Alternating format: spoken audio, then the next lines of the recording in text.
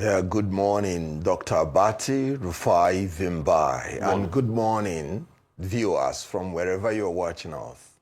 Okay, I think it's a settled matter. That's Section 41, Sub 1 of the 1999 Constitution guarantees the freedom of movement.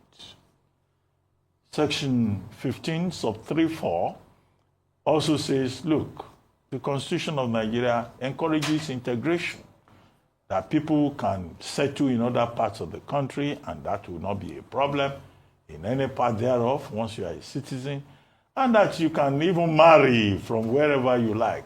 But Governor Okpebholo of Edo State seems to be denying Mr. Peter Obi his rights to even marry from Edo State if he wants. But he even says he cannot come there. But he now says he was misunderstood. There was a video evidence that everybody has seen. He was saying his security will not be guaranteed, and how will he dare come to Edo State without clearing with him? If you want to go to Edo State, you have to clear with the governor, whether you are a politician or not. So please, this is the dilemma. Can you help us unpack it?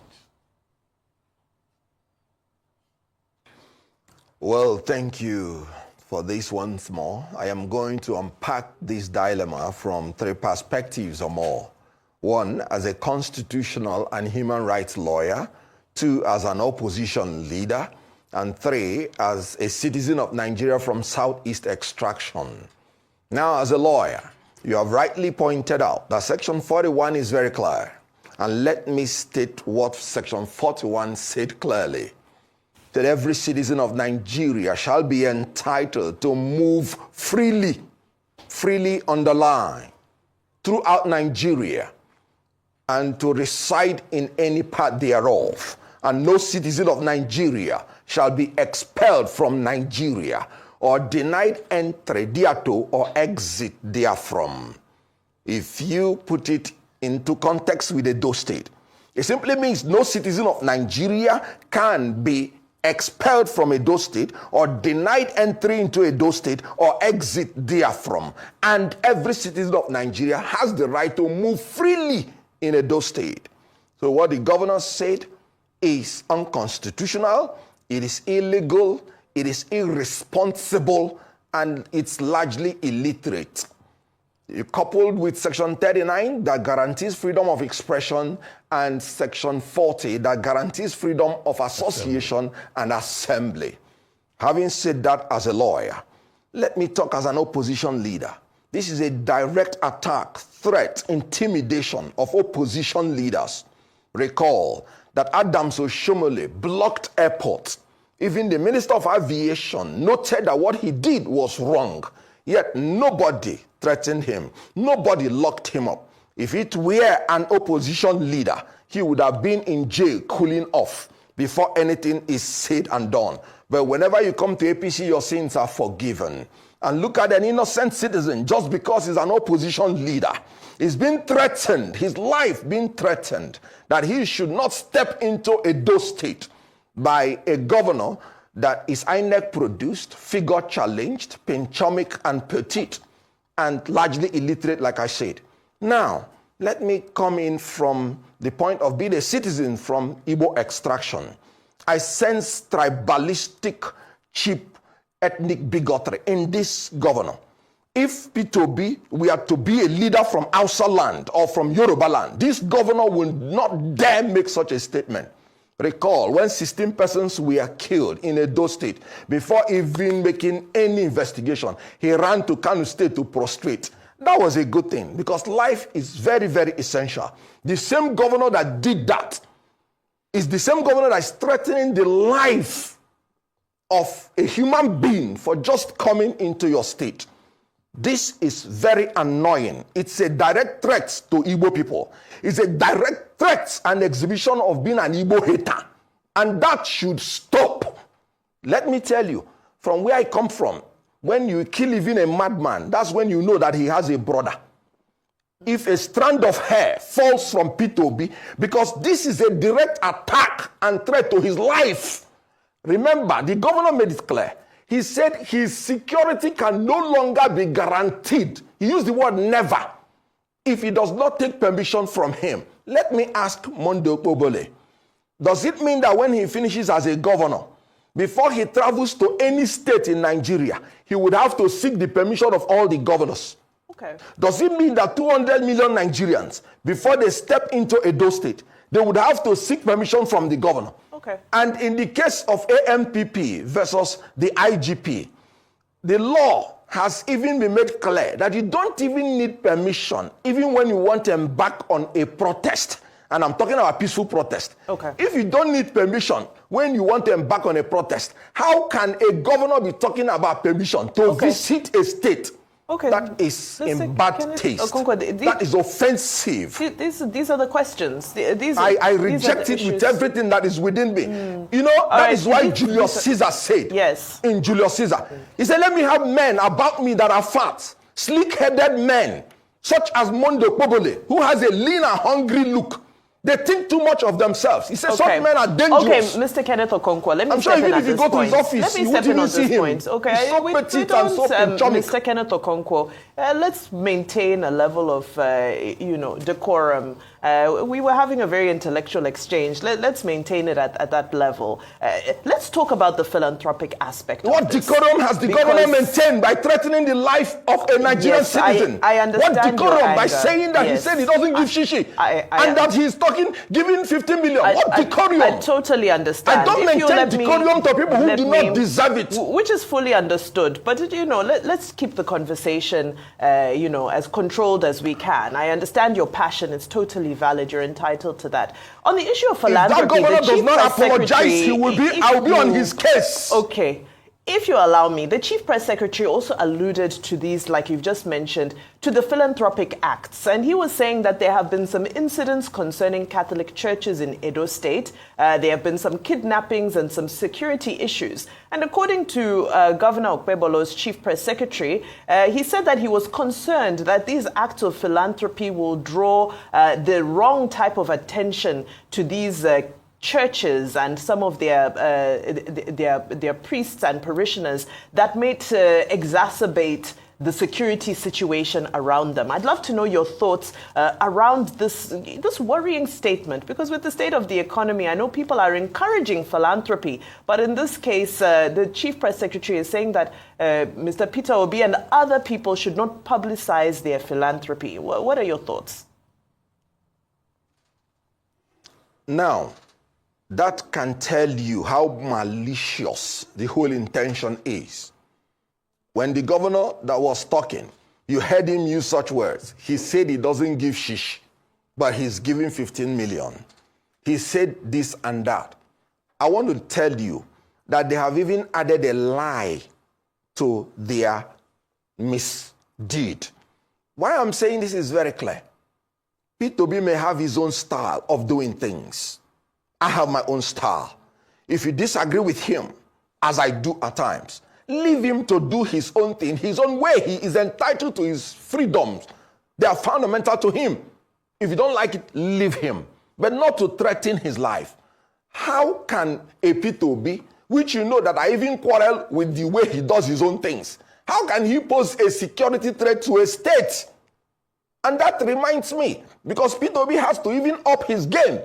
Because the Benue State governor did almost the same thing. And Peter Obi kept quiet. And now this governor is, I'm just trying to force myself to be civil. Now this governor, again, is trying to do the same thing. So if you don't like the way he does his own things, he's entitled to it. For me, for instance, I like to do my philanthropic things, largely secret, because of my religious belief. Let your left not know what your right is doing. But somebody who is a politician may decide to do otherwise. That is his own entitlement. And you don't have the right to threaten his life. Now they are saying protocol, protocol. What do you mean by protocol? Do you need permission to go to any state? What protocol is it? Does Peter Obi appear to you as a man that can threaten anybody's life? Because he is saying that his security is not guaranteed. The primary duty of any government is to ensure the security and life of the people in your state, in your territory. And this is a governor that is rather threatening the lives of the people in his state, in his government. What a governor. So what I am saying is that Peter Obi does not pose any threat to anybody's life. Okay. So he couldn't have breached any protocol. Okay. Mr. Kenneth Okonkwo, see, unlike Vimba, me, I will help you lose decorum quickly with my question. You will lose total decorum when I bring this question to you. So, you know, I have wawulens. Proceed. Let me proceed. Have you heard of a name of somebody called Mr. Jared Tenebe? Mr. Jared Tenebe is the chairman of APC in Edo State. There's a video making the rounds. In fact, he said the governor, Okpebholo, was right to have threatened, to have threatened Mr. Peter Obi because of a deep-rooted hatred towards him. Those are the words of Mr. Jared Tenebe. In fact, the words of Mr. Jared Tenebe, and there's a video already circulating, were even stronger than the words of the governor. What would you say to all of this? Sorry, I don't give credence to people like that because they're just seeking relevance. He's as inconsequential as his face looks. Please, next question. Because what am I going to talk about APC with their failed state and with their unintelligent, low IQ people? He's just seeking for relevance. Please, next question. Okay, Kenneth Okonkwo. Well, I mean, you started with 3 levels of analysis. I disagree with your ethnicization of Okpebholo's statement. I don't think you can just jump from Peter Obi and say this is an attack on Igbos. It's a very facile, convenient, unhelpful way of analyzing Nigerian issues, in my view, that is. But however, you will know that Section 37 and Yes, Section 41... I respect your view, but I just want you to know that this governor wouldn't have tried this with a leader from Hausa land or a leader from Yoruba land. And I mean it. Okay, that's speculative. It's speculative, purely. Because, don't let's drag ethnicity that's my opinion, or and religion I'm entitled to it. Into anything, or into everything. Okay. Now, I was referring to Section 37 and Section 41 of the Criminal Code, which talks about threats, particularly in this particular instance, spoken threats. And the fact that it relates to life. So when you say you cannot guarantee the security of somebody's life if it comes to a part of the country, you are challenging the person's dignity and right to life, which is constitutionally guaranteed. But what remedy do you think that Mr. Peter Obi can seek? Okpebholo has immunity until he is no longer governor. What should Mr. Peter Obi do, for example? Should he report to the Inspector General of Police? Should he dare Okpebholo and go to that same Edo State again to show courage? What will you recommend to him?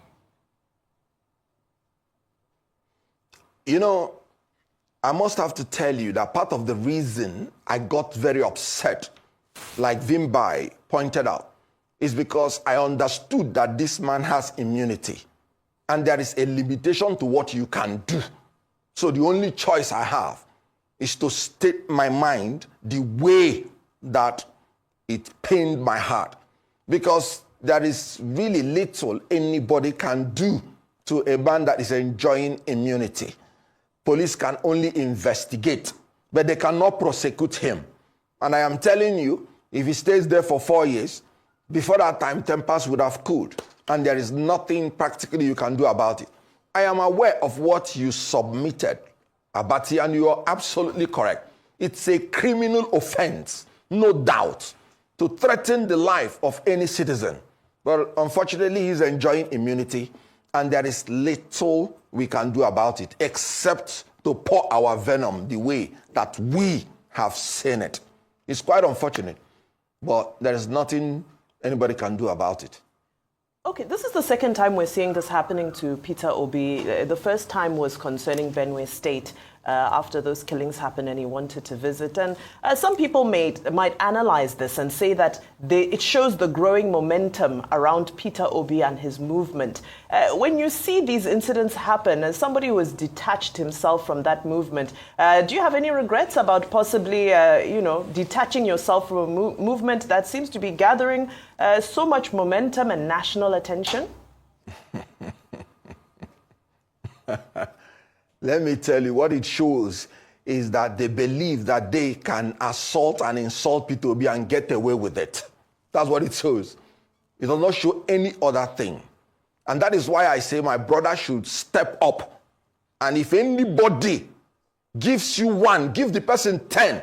Especially when he's a sitting governor, because you don't have any other remedy whatsoever. Okay. You may have known that I disagree with the way he does his things. Okay.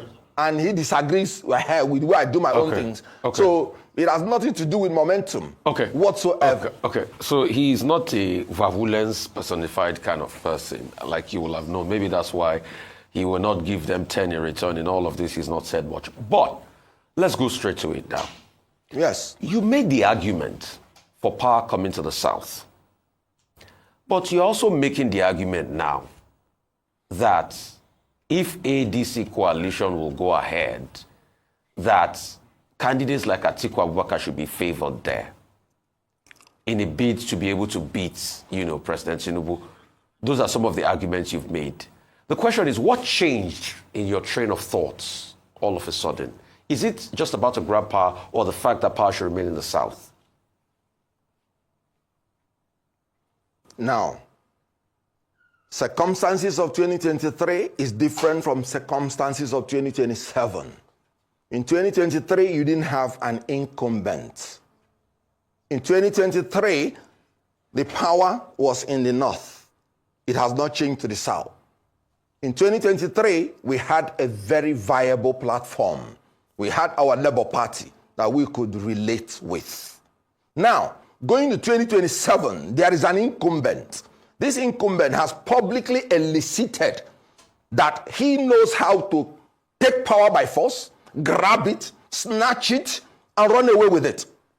This incumbent now has the army, the police, the navy by his side.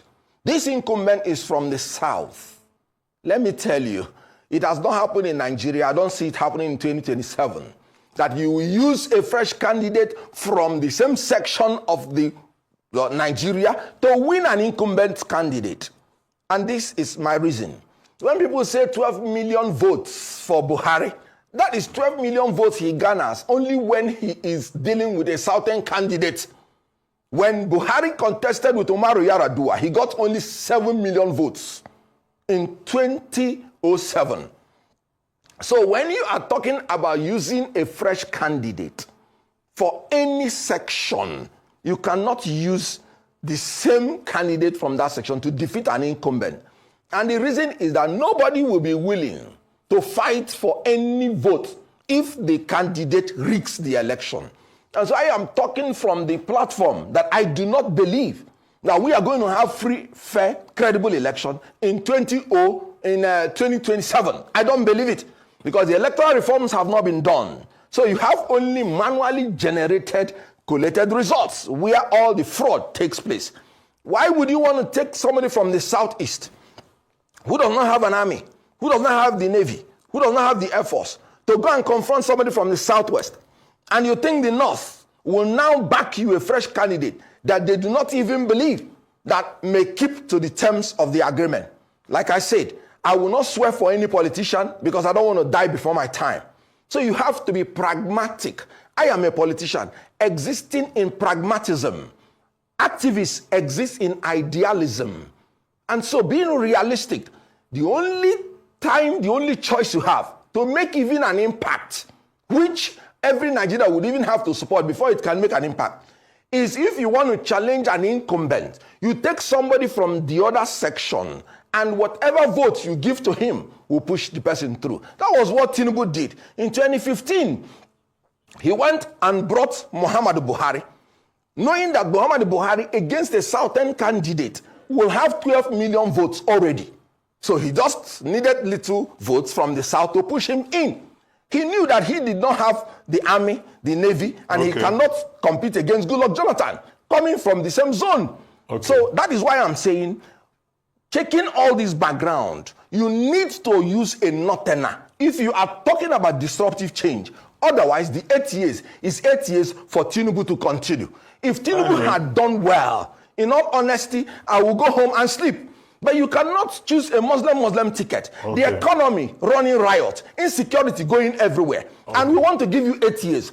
So the only way to make a disruptive change is to bring a northerner and disrupt his regime. And the ADC has agreed. It has to be 4 years. And the ADC position is clear, that you would have a free and fair primary election where everybody is free to contest. It is not ADC saying they prefer northern candidate. No.